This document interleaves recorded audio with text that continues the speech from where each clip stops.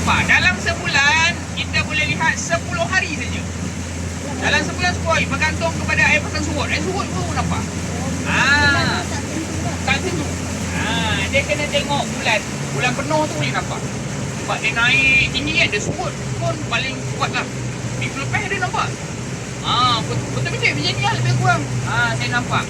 Dalam sebulan 10 hari dan 10 hari sejam hingga sejam setengah. Bila orang baca artikel ni orang rasa pelik kan. Hairan, kenapa ada kepala kereta api kat tengah sungai ni? Apa yang berlaku dekat sini?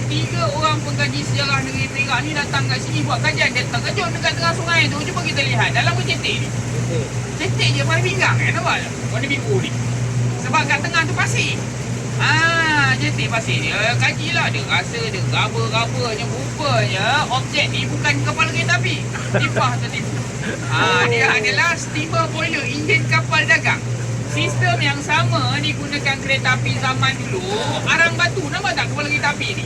Ini nama dia lokomotif. Lokomotif ni dia menjana kuasa menggunakan arang batu. Sama macam kapal dagang ni enjin dulu. Steamer boiler wak tu. So sejarah dia ada 2 kapal aksiden dekat tengah-tengah sungai ni. Kapal tu bernama Nera dan Po Hing Guan.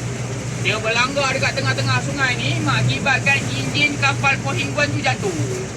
Bentuknya menyerupai kepala kereta api. Orang kampung ni jumpa. Dia bawa wartawan orang kampung ni. Dia nak cakap boiler tak kerti. Cakapnya kepala kereta api kat wartawan. Wartawan tu pun tulis surat khabar kepala kereta api tengah sungai. Celah mana kereta api lalu dekat tengah sungai ni. Mana ada dia adalah enjin kapal dagang. Bentuknya lebih kurang sama macam kepala kereta api. Itu kisahnya. Tapi tebal. Dia punya tebal besi 5 inci tebal ni. Kursi dia. Sebab bakar arang batu kan. Itu kisahnya sebenar. Tapi jarang-jarang lah boleh nampak. Kalau cerita orang kampung dia teruk. Tengah-tengah tu. Tengah-tengah depan Pulau Bangor tu.